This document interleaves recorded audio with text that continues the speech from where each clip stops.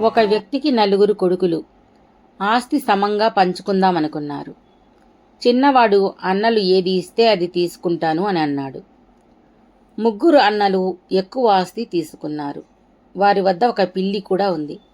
ఆ పిల్లిని ఎలా పంచుకోవాలో తెలియక పంచాయతీ పెట్టారు. పెద్దలు తలా ఒక కాలు పంచి జాగ్రత్తగా చూసుకోమన్నారు. వెనక కాళ్ళు తమ్ముడికి ఇచ్చారు. పెద్దవాడు బంగారు గాజు వేశాడు తన కాలికి. ఇంకొకడు వెండి గజ్జె కట్టాడు.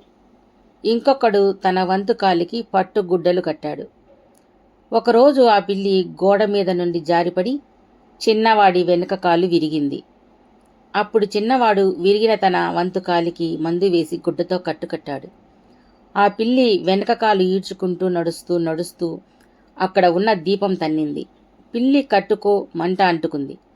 పిల్లి పరిగెత్తుతూ వెళ్ళి వారి ధాన్యం భద్రపరిచే గదిలోకి వెళ్ళింది. మంటలు అంటుకుని ధాన్యం కాలిపోతూ ఉంది. అందరూ చిన్నవాడి పిల్లి కాలు వల్ల ఇలా జరిగింది, నష్టం చిన్నవాడే భరించాలి అని గ్రామాధికారి వద్ద ఫిర్యాదు చేశారు.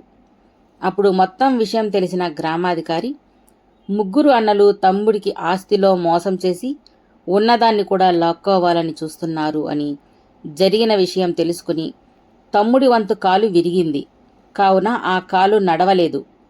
ముగ్గురు అన్నల కాళ్ళు తమ్ముడి కాలును కూడా లాక్కుంటూ తీసుకుని వెళ్ళి అపాయం చేసింది.